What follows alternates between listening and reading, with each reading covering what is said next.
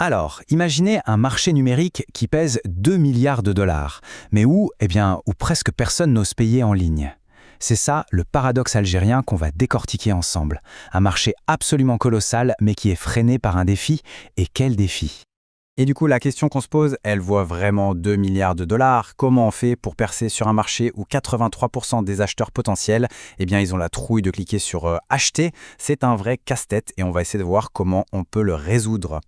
Bon, pour bien comprendre, commençons par le début, le potentiel. Parce que oui, derrière ce grand paradoxe, il y a une opportunité qui est juste gigantesque. On parle d'une véritable ruée vers l'or numérique en Algérie. Le chiffre qui donne le vertige, c'est celui-là. Plus de 2 milliards de dollars. C'est la projection pour le marché du e-commerce algérien en 2025. C'est juste énorme. Une croissance complètement explosive qui nous montre une chose. La demande, elle est là et elle est très, très forte. Alors qu'est-ce qui tire cette croissance vers le haut? C'est simple, une population ultra connectée. On a un taux de pénétration d'Internet qui frôle les 73%. Mais le chiffre le plus fou, c'est celui des connexions mobiles, 110%. Qu'est-ce que ça veut dire? Que beaucoup de gens ont plusieurs appareils. On est carrément sur un marché mobile first où le smartphone est le roi absolu. Et les chiffres, ils ne mentent pas. Ils confirment bien cette tendance.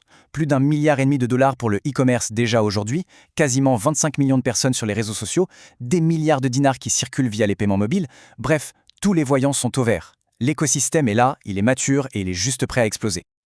Ok, donc si le potentiel est aussi énorme, où est le problème? C'est la question logique, n'est-ce pas?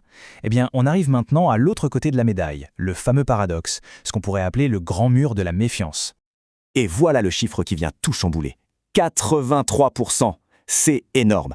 C'est le pourcentage d'acheteurs en ligne en Algérie qui préfèrent, et de loin, payer en cash à la livraison. On ne parle pas d'une petite minorité, hein. C'est un chiffre colossal qui met un coup de frein monumental à toute l'économie numérique du pays.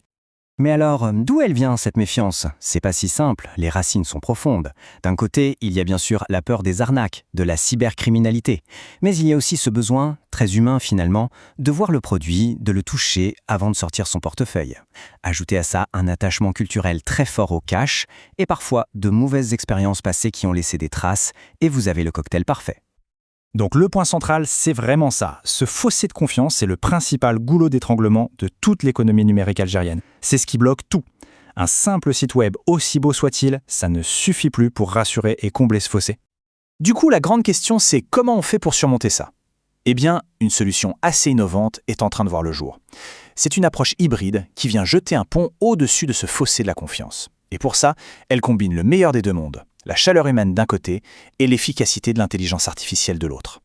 Le pilier de cette approche, ça s'appelle le closing éthique. Alors là, on oublie complètement l'image du vendeur agressif. L'idée, c'est tout le contraire. L'objectif, c'est de conclure une vente, oui, mais en commençant par construire une vraie relation de confiance. Ça passe par une conversation sincère, où on cherche vraiment à comprendre les peurs du client pour pouvoir le rassurer. Pour que ce soit bien clair, d'un côté, on a le centre d'appel classique qui se concentre sur le volume, les scripts tout faits, c'est impersonnel. Et de l'autre, ce nouveau modèle qui mise tout sur la confiance, sur la qualité de l'échange. On passe de la quantité à la qualité. C'est un changement de paradigme complet, une toute autre philosophie. Concrètement, ça donne quoi? Alors, ça se passe en plusieurs étapes. D'abord, une IA fait le premier tri. Elle gère les questions de base, identifie les gens vraiment intéressés. Ensuite, et c'est là que ça devient crucial, un humain prend le relais. Un closer formé qui engage une conversation personnalisée. Sa seule mission, rassurer, répondre aux doutes. Et c'est comme ça qu'un prospect qui hésitait se transforme en client confiant et surtout satisfait. Et l'ambition, elle va même encore plus loin. Le but ultime, c'est de développer une IA qui parle couramment le darija, le dialecte algérien. Il faut imaginer l'impact que ça peut avoir. Une expérience client qui est 100% locale, 100% authentique. En termes d'avantages concurrentiels, c'est juste colossal. Maintenant, on va voir comment ce qui était perçu comme le plus gros problème du marché devient en fait sa plus grande opportunité.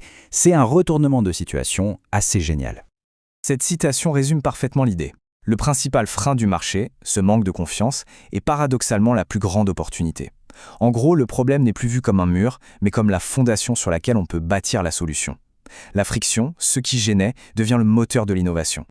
Et bien sûr, cette solution ne s'adresse pas à tout le monde. Elle vise des marchés très précis. Par exemple, les coachs et formateurs en ligne qui vendent des services à forte valeur. Ou encore les startups qui proposent des logiciels B2B, avec des ventes souvent complexes.